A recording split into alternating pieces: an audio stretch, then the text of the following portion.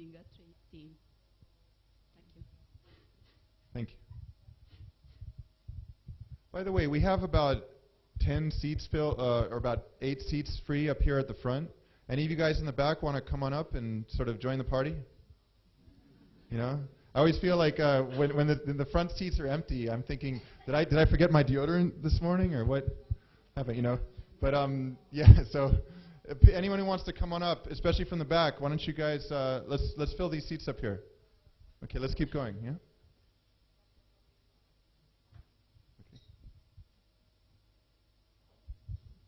Hello, welcome. Welcome to the Cluj. My name is Dan Listeș. I'm in a consultancy business. I'm also like Peter, coming from Bucharest. From Cluj. I'm from Cluj also. I'm back from Bucharest, and I wanted to adapt to Cluj now. And I want to learn today from you what's your opinion about what kind of leader do we need these days.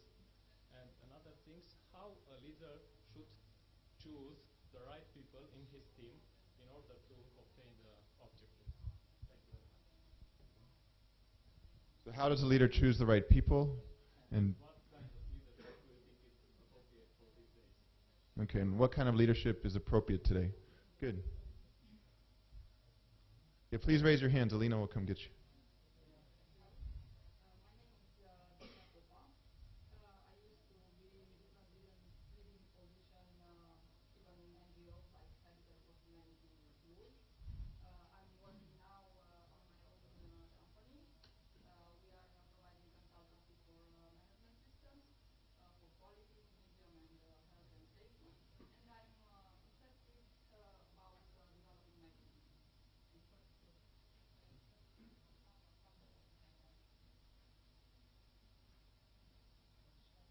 Okay, we got 2 other people here. Here, I'll pass. We still have about 5 seats up here. You guys, I don't bite, I promise. Not usually. Hello, my name is Ioan Tonchan. I'm in the real estate business, and I'm here to find some inspiration how to turn around my business nowadays. Thank you. Okay, thanks.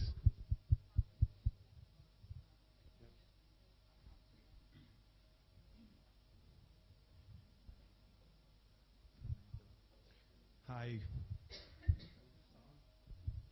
My name is Adrian Bradia.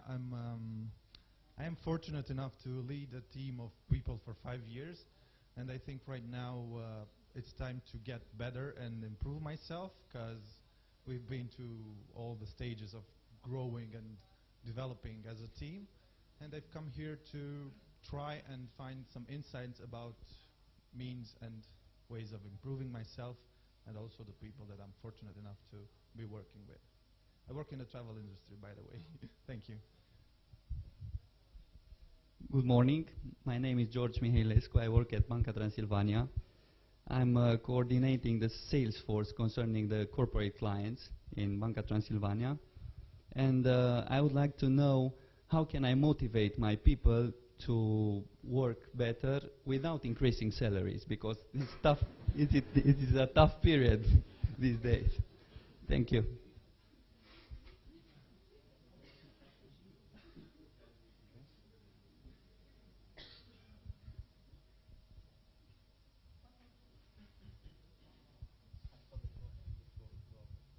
Good morning. My name is Sebastian Anton. I'm working in hotel industry, and I'm having a question to you, Tony, that I'm basically asking ourselves, are we made leaders or are we born leaders? Or basically, that's the most important question for us for the moment. Okay, thank you.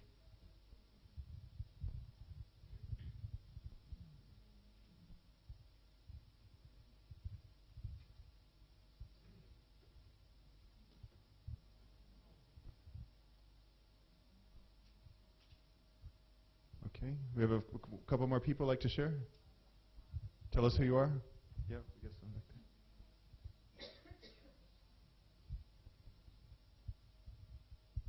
Hello, my name is Adriana Bodron. I'm a business owner at IBC Focus.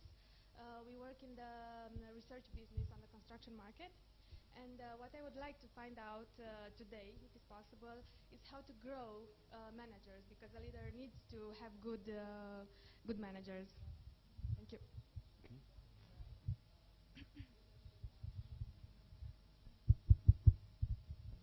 Hello, my name is Cornelius A.K. I represent a brand that does wedding decorations and flower arrangements, and I would like to find out at this conference how I can develop this business in the field of weddings despite the crisis and the tough economic times. And I also represent a non-profit project called Marriage Week, Săptămâna Căsătoriei, and I would like to find out how I can lead this project. Thank you. Thank you. Okay, well, it's really interesting. There's a lot of, from a hospital to travel agency to a lot of small businesses and Banca Transilvania. It's very interesting what you guys are doing. So let's give a round of applause for those that shared. Thank you. Okay, and so we're going to have a question and answer session at I think at 12:30, but anytime during the program, if you want to ask your question, I'm going to try to target some of the questions that you asked. Make sure that your question gets answered. Okay, so if it's not answered by 12:30, ask it during the Q&A session. Okay, because we can talk about every single question you guys raised. I want to make sure you get answers. So to get started, this is the way we're going to start. We're going to talk about leadership. I want to ask you, who do you consider to be a leader? Right? And so I want you to think about someone you consider to be a leader, and what about that person makes them a leader? Because we want to look at what are the key qualities of a leader. All right, so let's see where you guys are right now. So anybody raise your hand and tell us someone you consider to be a leader. And if you don't think of a specific person, just share with us a quality of a leader that you feel is really important. And raise your hands and we'll just call on you. We'll do this quickly, yeah?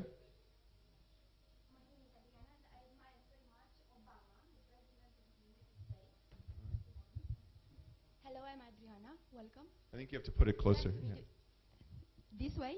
Yeah. Yeah, it's good. Obama. I like Barack Obama. I admire him. He's a very good leader, the President of the United States. He has a very good communication skill he's using, and I think a very good staff around him to guide him, and the result is wonderful. Okay, thank you. You're clearly not a member of the Tea Party, I guess. All right. Okay. No, that's good. No, that's very good. Okay, others, who do we consider to be an effective leader? And why? What about that person? They can be alive or someone no longer alive.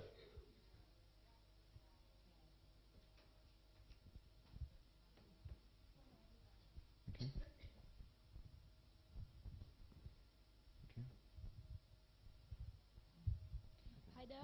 Hi there. My name is Daniela. Do you hear me? Yep. I consider to be a leader Mahatma Gandhi, because in my idea of a leader would be someone you'll follow without necessarily needing to be followed. So that, I think, would say pretty much almost about the qualities of a leader.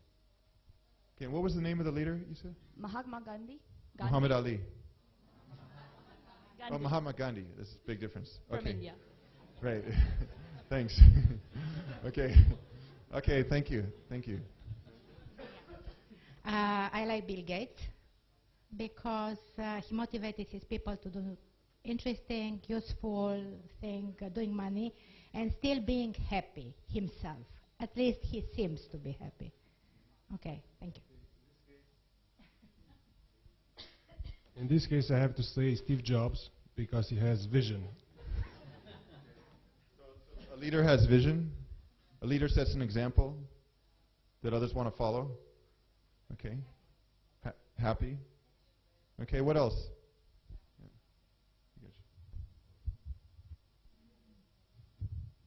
A leader has a good right jab, Muhammad Ali. Okay. Hello, my name is Alex Moldovan.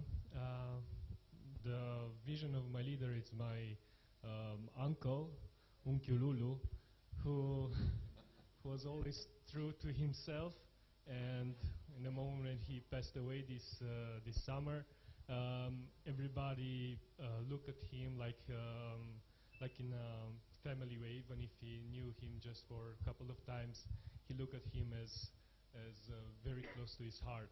And everyone who knew him, he respected him, and he wanted to be around him and to be inspired just by be around him. That's my unchi Lulu. Okay, so if I can reflect back what this man was saying, yeah. So a leader leads with heart, and a leader is authentic. So the leader has to be themselves. They can't act like someone they're not.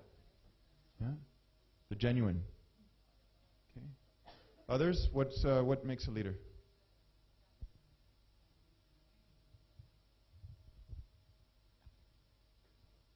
Hello, my name is Mirela Nemes. Well, what I want to say is that I think that a leader has to have all those personal qualities, like be the best communicator, be the most intelligent person, to get out of the competitive race. So in order to get to the leadership position, you have to race, to be extremely competitive. But I think a good leader is the one that, in addition to all those personal qualities, is the one who leads not for himself personally, but who is there for the team, for everybody that he considers the team. Okay, so a leader has like a selfless motivation, or something that drives them beyond themselves. Yeah.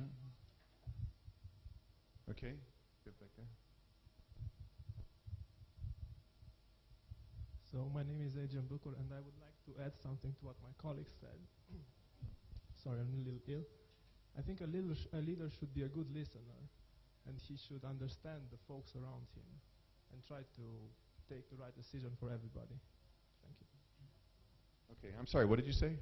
No, I was joking, So a leader should be a good listener, right? Leader should be a good listener and understand the people around them. Okay, others? What are the qualities of a leader?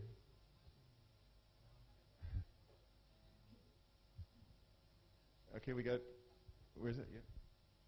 Hi, my name is Adrian Andreas, and I recently read What is the Job of a CEO. So it's sort of about the same thing, right? The job of a CEO is to set the vision and the goals, to hire and keep the best people, and to make sure there's always money in the bank. All right. Hi. Another example, Henry Ford, for example. He knew how to manage people that were much more intelligent than he was. Henry Ford? Yes. Okay. So managing people that are smarter than you or more intelligent in a certain domain. So you don't need to be the smartest guy Okay, excellent point. So he's saying Henry Ford was able to manage people smarter than him. And so a leader has to have a certain level of humility, being able to, there's a great Harvard Business School article called Leading Clever People, but being able to lead people that can perform specific functions better than you can. Just like the conductor of the orchestra can't play the trombone as well as the trombonist, but has to manage the trombonist, right? Okay, others, what leadership qualities? Or yes? There we go.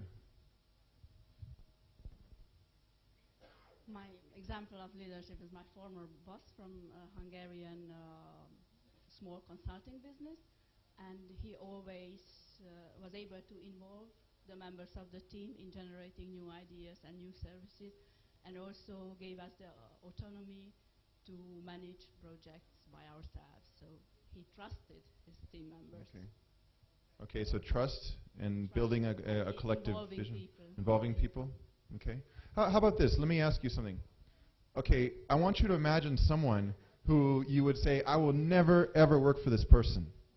Like, and you don't have to name the person, and if it's me, don't say it. But think of someone that you would never work for, and then think, like, what are the qualities they have? What's that makes you say, I can never work for that person? And then what's the opposite quality? Because that's probably an important leadership quality. Right? So let's go through the back door. Like, What would make you say, I will never work with this person, and then what would be the opposite of that, which would be a leadership quality?